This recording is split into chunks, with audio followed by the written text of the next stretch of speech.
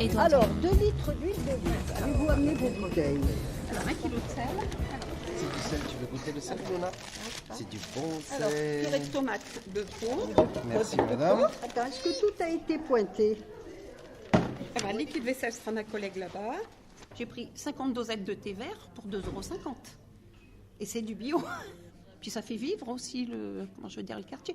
Pour aussi bien pour les gens comme pour moi. Ça m'apporte aussi des contacts que j'aurais pas forcément en restant à la maison. C'est à la fois des courses et de la sociabilité. Voilà, c'est ça. Ça me permet aussi de rencontrer comme Clarisse, comme Odette. On peut discuter. Tu veux un coup de main? J'en ai parlé au gardien de mon immeuble aussi. Pour les renouvellements de conseils de quartier, j'en ai parlé à la personne de la démocratie locale. Et puis du coup, elle est intéressée. Voilà votre litre d'huile. Ça me permet de voir accès à des produits que je ne savais pas avant. C'est des produits bio. Quand on n'a pas trop d'argent, on oriente sa consommation vers le moins cher, et à défaut de la qualité et surtout de la santé. Donc je cherche vraiment les meilleurs produits et aussi les meilleurs fournisseurs qui sont soucieux à la fois de la terre et des hommes. VRAC, c'est un groupement d'achat pour les habitants, par les habitants. Boris Tavernier, je suis chargé de projet de l'association VRAC, qui est une coopérative qui développe des groupements d'achat dans les quartiers populaires. J'achète en direct avec des fournisseurs, en gros volume, pour tirer les prix vers le bas. J'ai toujours par principe de ne pas négocier avec les fournisseurs ou les producteurs, je connais leur travail. C'est essentiellement sur de l'alimentaire et des produits d'entretien et d'hygiène, au maximum de produits locaux issus de l'agriculture biologique, pour vraiment donner accès à des produits que les gens ici ne peuvent pas se payer. Il y a combien de personnes qui vont venir là pour cette distribution? Alors aujourd'hui, il y a à peu près 50 personnes qui viennent sur le point de distribution de Saint-Priest.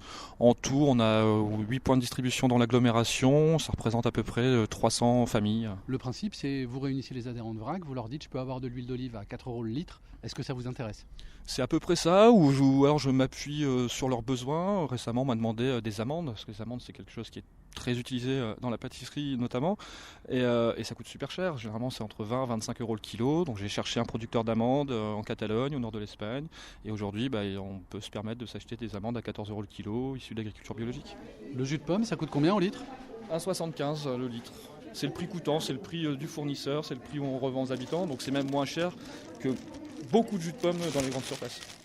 Alors c'est une association, l'idée est venue d'un bailleur qui s'appelle Est Métropole Habitat, et aussi de la Fondation Abbé Pierre, et de moi qui avait plutôt une casquette alimentation, circuit court. Donc j'ai passé d'abord beaucoup de temps dans les quartiers afin de me faire connaître tout simplement. Je ne pouvais pas arriver dans les quartiers et dire bonjour, j'ai de l'huile d'olive bio pas chère, venez voir.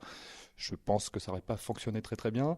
Donc voilà, j'ai d'abord créé du lien, parce que c'était moi l'étranger. Donc je passais beaucoup de temps dans les centres sociaux, dans les écoles, pour discuter avec les gens tout simplement, en leur disant si on faisait nos courses ensemble tout simplement. Donc on a démarré comme ça, par des petites réunions de dégustation, pour faire goûter les produits, sans parler de local, sans parler de bio. Juste, on goûte. Si c'est validé au niveau du goût, on parle du prix. Et si c'est validé au niveau du prix, là, on peut aller plus loin en expliquant que cette farine vient d'un petit moulin à 30 km de Lyon, que ces jus de fruits, c'est un petit producteur en Isère qui les fabrique. L'objectif, c'est que ça soit pour tout le monde. C'est les produits de Bobo pour les catégories populaires? Oui, c'est ça. On est quand même dans des quartiers qui sont plutôt des déserts commerciaux.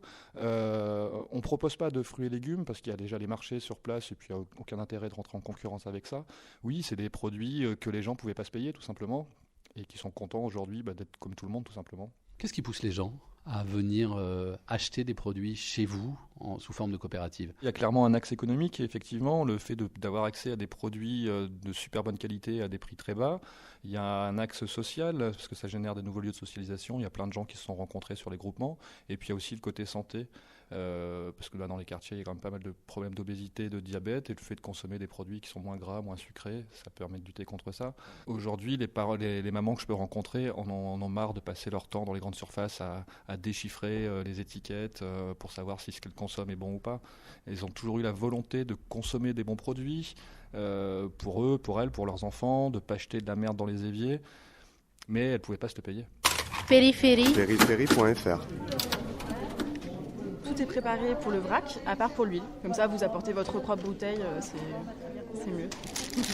C'est bien 5 fruits et légumes par jour, mais quand on voit le prix des fruits et légumes, c'est beau, mais souvent c'est qu'une image pour beaucoup de gens. Alors, Papillote, chocolat au lait, 3 kilos. Les autres produits, on n'achète pas cher en magasin, mais c'est vraiment du pas cher. On regarde tous son porte-monnaie, hein, on n'est pas ennemi de... Mais je vous en prie. Hein, c'est bien les produits qu'on achète ici. Vous voyez, même mon mari, pourtant il ne s'intéresse pas tellement à ce que j'achète d'habitude, mais il trouve que c'est bien aussi. Bon, maintenant il faut que j'aille faire le chèque. Et il est de combien votre chèque ? 58 €. 26. On ne court pas derrière les profits, on court derrière un meilleur reste à vivre pour les habitants. C'est la priorité aujourd'hui. Et puis passer des bons moments ensemble, simplement. Surtout sur les moments de distribution où là, les mamans viennent, je dis maman parce que c'est un public essentiellement féminin, viennent avec leur emballage, avec leurs bouteilles. Il y a pas mal de mamans issues d'immigration qui ont vécu à la campagne et qui ont toujours consommé des bons produits. C'est juste qu'aujourd'hui, elles n'y avaient pas accès. Après, le principe de vrac, c'est de prendre les quantités dont on a besoin et avec l'argent qu'on a dans notre poche aussi. Donc on peut avoir des commandes à 5 € ou des commandes à 100 €, ça dépend les mois, mais en tout cas, elle teste tous les produits. Les groupements d'achat, c'est vieux comme le monde en soi. Ça existait déjà au XVIe siècle dans le Jura où on achetait des meules de comté en commun. Donc on a là-dessus, effectivement, je ne peux pas dire que c'est un projet innovant. C'est un projet innovant parce qu'il se passe dans les quartiers et qu'il est vraiment fait avec les habitants, alors que généralement, c'est plutôt quelque chose de plus pour les bobos, on va pas se mentir là-dessus. Si j'arrivais avec la posture je vends des produits bio, je me serais fait jeter parce que clairement, pour eux, le bio c'est pour les riches et ils peuvent pas se le payer. Donc il y a un rejet total de ça. Aujourd'hui, à la fois parce que le projet est ouvert à tout le monde, ils se sentent pas stigmatisés et ils se sentent vraiment considérés. Ils peuvent consommer comme tout le monde. Vous êtes une sorte de centrale d'achat citoyenne ? Oui, c'est à peu près ça. Oui. Moi, je fais une avance de trésorerie sur les courses des habitants. Ouais. Le VRAC, c'est pas un service, c'est vraiment un groupement d'achat avec les habitants pour les habitants. Il y a 700 adhérents. Vous arrivez à faire baisser les prix ?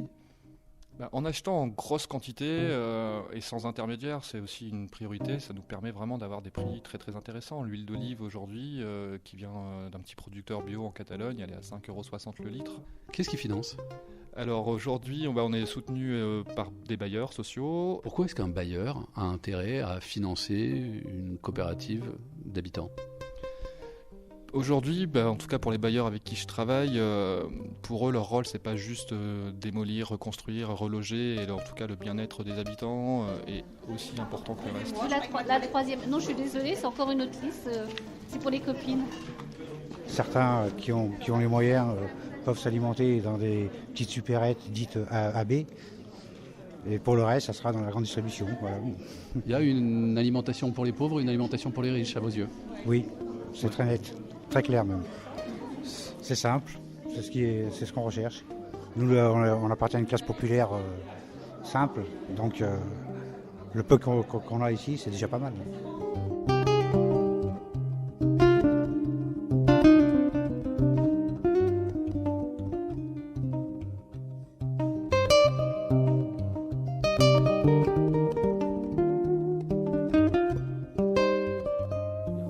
périphérie.fr